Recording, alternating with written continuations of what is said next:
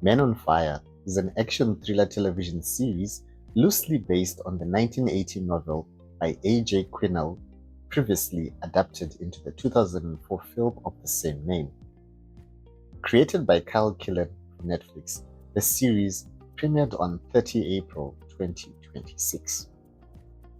The series follows a former Special Forces veteran battling PTSD who is given a second chance through a security assignment in Brazil, one that quickly spirals into a quest not just for vengeance, but for survival.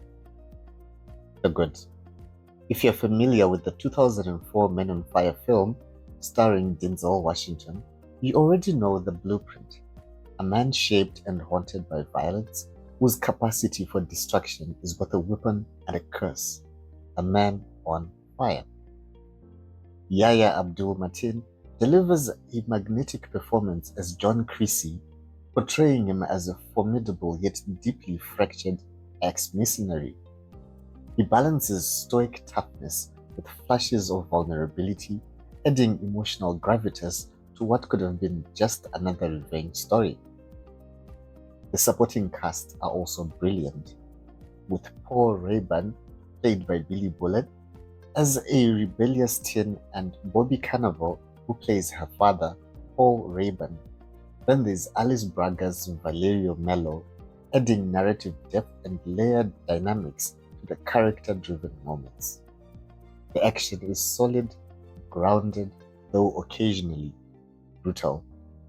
The bad. While the action is grounded, it can get rather dark. Literally. It's supposed to mirror Creasy's dark mental state, but the low lighting can make it difficult to see what is happening on screen.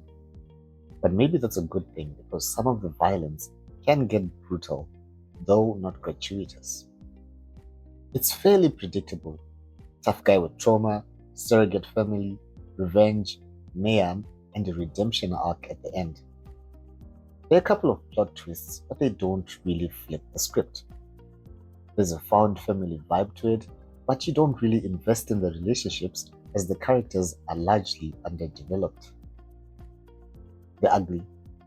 Comparison to the 2004 film is inevitable and unfortunately unavoidable. Denzel Washington left big shoes.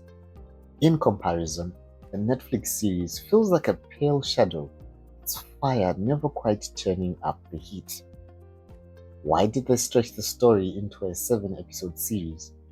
As a movie, it could have been a tight, emotionally impactful film instead of a diluted show with not enough oxygen for the fire to fully burn.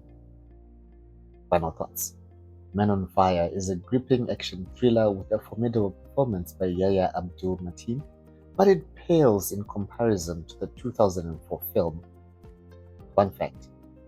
Men on Fire, the movie, was taken off Netflix at the end of March, leaving Men on Fire, the TV show, all its search traffic. Have you watched Men on Fire? Does it sound like something you would watch?